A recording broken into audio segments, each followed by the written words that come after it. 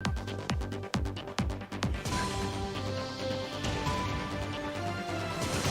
is 10 hours 1 in Guyana and right across the Eastern Caribbean. Good morning and welcome to your morning newscast. With the news at this time, I am Joshua Van Slyckman.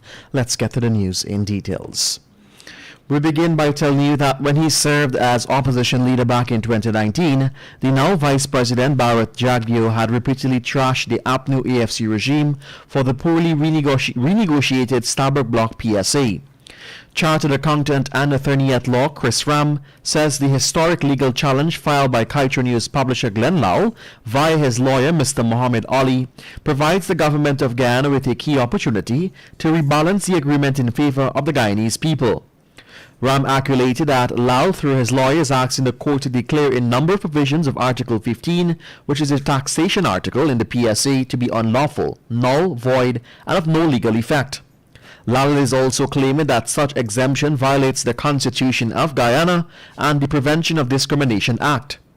Ram said the current government of Guyana, which inherited the agreement from its predecessor, has publicly defended the agreement on the grounds of sanctity of contract. That principle, he said, is now being challenged by more fundamental one, legality, and, in one issue, constitutionally. Scores of protesters on Saturday morning took to the streets for a second time this week to demand the oppressive oil contract be changed so as to benefit the citizens of Guyana. In fact, the protesters are now asking that the oil production be put on hold until the United States oil giant ExxonMobil agrees to renegotiate its contract with Guyana. Protesters were seen furnished with placards and t-shirts demanding 50% royalty in Guyana's oil deal, which presently stands at a mere 2%. It must be noted that Guyana has one of the largest oil reserves in the world, with more than 10 billion barrels of oil already discovered offshore Guyana. Nevertheless, the country also has one of the poorest royalty or interest rate for its resources. 3 courageous Guyanese women, Shanika Henry, Sharina Nagar, and Andriska Torgensen, through their attorneys at law Melinda Janke and Ronald Burt Smith, have filed a case against the EPA to put a stop to flaring by ExxonMobil. Esso has been flaring associated gas almost continuously since it began production in December 2019. Despite undertaking to re-inject the associated gas, not flare it, in May 2021, after ExxonMobil had flared billions of cubic feet of associated gas, the EPA purportedly to modify Esso's permit to allow it to flare gas in exchange for $45 per ton of carbon dioxide equivalent. These are contending that the agency's decision to modify Esso's environmental permit to allow flaring was irrational and unlawful, and that it should be quashed by the court. And sticking with the EPA, the Environmental Protection Agency appears to have quietly amended and uploaded to its website the permit for ExxonMobil's Liza Phase 2 project.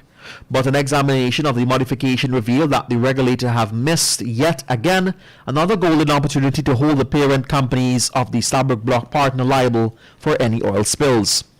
According to the section of the permit titled Liability for Pollution Damage, the permit holder, which is Esso, still have insurance of such type and is such amount as is customary to the international petroleum industry in accordance with good oil field practices for petroleum operations in progress offshore Guyana. And finally, at this time, we turn our attention to the Vice President. Vice President Barrett Jagdeo has revealed that his government will be using monies from the Natural Resources Fund to support this year's budget. He also related that the government will be using the oil fund to reduce the country's dependency on borrowing. Since the government began collecting oil revenues in early 2020, this withdrawal will be the first time the government is tapping into the NRF. Jagdeo did not disclose the amount of money that the government will be withdrawing from the oil fund. According to reports, at the end of November 2021, some $534 million was sitting in the NRF. According to the country's vice president, while the deficit may be widened because big capital projects are coming on stream, the financing of the deficit will be reduced. He boasted that the country will no longer have to borrow large sums of cash owing to the government's decision to use some of the oil and gas resources to help with the country's expenses. And just before we wrap things up here this morning, we turn our attention to the page 7 of the Kaieteur News that is dedicated to being blunt. VP Jagdeo has made it clear that his government is ready to tap into the NRF. Can we really trust the VP and the PPPC government to be accountable with our oil money? We at this publication and many other Guyanese who will continue to put country first will be watching closely how every cent is utilized.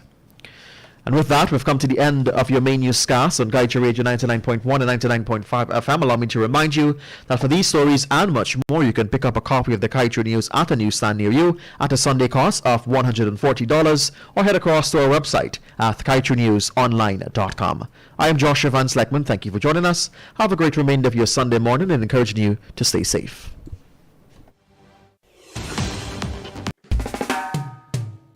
And that's the news of the moment. Remember to get the full details of these stories, pick up a copy of the Kaieteur News. And don't forget, you can catch us on the MyTuner app as well as the Radio Garden app. You can also keep up to date